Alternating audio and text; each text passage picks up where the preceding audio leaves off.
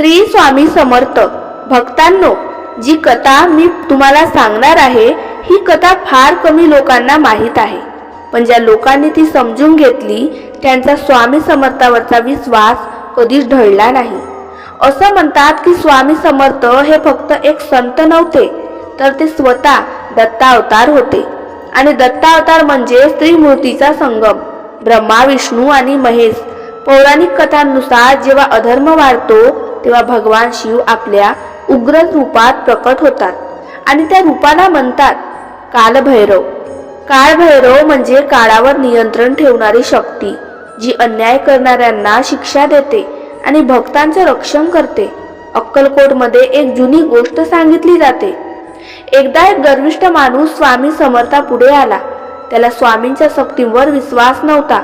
तो लोकांसमोर म्हणाला, जर तुमच्यात काही शक्ती असेल तर मला आत्ताच दाखवा। स्वामी समर्थ शांत होते, त्यांनी काहीच उत्तर दिलं नाही।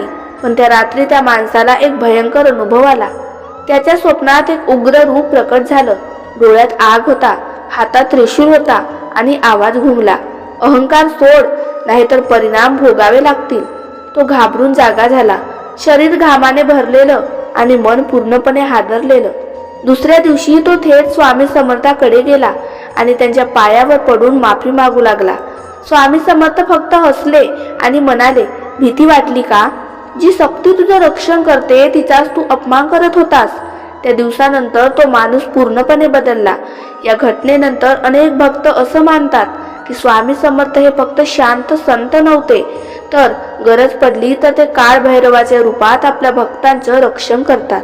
म्हणून अक्कलकोटमध्ये आजही लोक एक गोष्ट म्हणतात, स्वामी समर्थावर विश्वास ठेवा, कारण ते फक्त आशीर्वाद देत नाही तर संकट आलं तर त्यांचं निवारणही करतात।